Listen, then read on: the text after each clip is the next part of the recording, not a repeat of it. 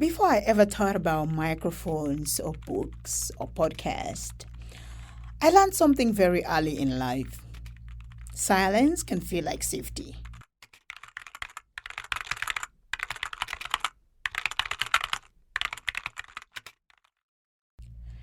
In many places around the world, especially for women, silence is taught as protection.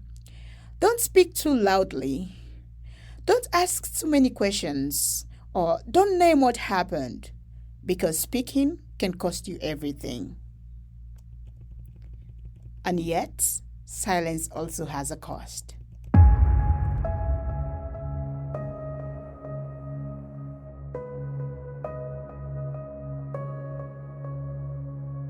I am Mariatu, and this is She Chose to Rise, a global storytelling and annual book project, a global Rise and Soar production in partnership with Engage Salone.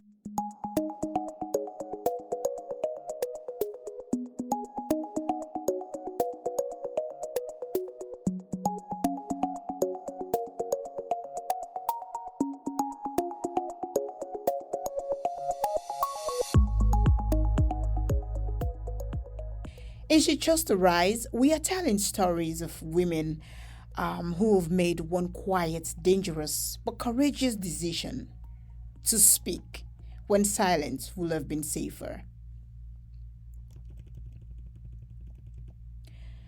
This series was born from a book, an anthology of women from around the world writing about moments that changed their lives. But before there was a book, there was a question I couldn't stop asking. What happens when women are finally heard, not as statistics, not as headlines, but as full human beings?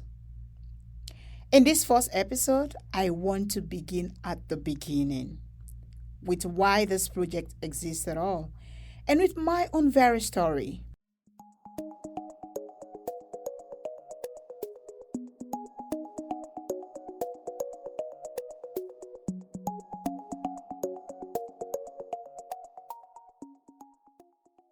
I grew up in Sierra Leone, West Africa, a country shaped by resilience, faith, and survival, but also by deep silence around pain, power, and gender. Like many girls, I learned very early that some truths were just too dangerous to say out loud. There was a moment in my life when speaking felt like betrayal. Betrayal of family expectations, betrayal of cultural norms, betrayal of a version of myself that was expected to endure quietly. I didn't have the language for what I was experiencing, but I knew something was wrong.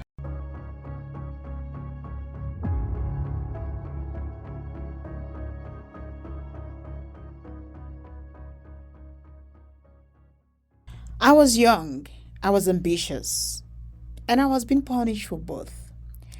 When I tried to name what was happening, to ask questions, to try, to push back, I learned very quickly how unsafe honesty could be. In many societies, silence is not neutral, it is enforced. Silence protects systems, silence protects reputations, it protects power. But when women decide to speak anyway, the consequences are rarely small. I lost stability, I lost access, I lost safety. But I gained something else: clarity. There is a moment, quiet, almost invisible, when you realize you cannot survive by shrinking anymore. That moment doesn't feel heroic. It feels terrifying, very terrifying. For me, choosing to speak wasn't about being brave. It was about refusing to disappear. Years later, after working in media, education, and women's empowerment across countries and cultures, I realized something startling. My story wasn't unique. Everywhere I went, every woman I spoke with, whether from Bangladesh, Ukraine, Brazil, Djibouti, Romania, the United States, women were telling different stories, but describing the same moment. The moment they chose themselves, the moment they spoke, the moment silence stopped being an option. This podcast is not about trauma for shock value. It's not about victimhood.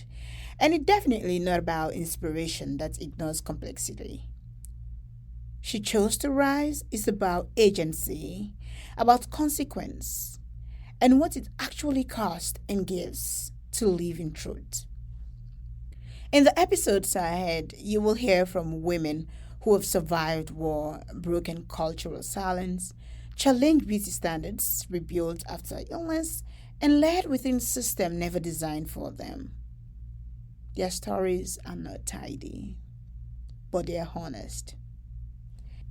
If there's one thing I hope you take from this first episode, it's this. Speaking doesn't always change the world immediately. Sometimes it only changes you. But that change is where everything begins. Next time, you'll hear from Olga in Ukraine, a woman rising while our country is breaking, and what it means to choose hope in the middle of uncertainty.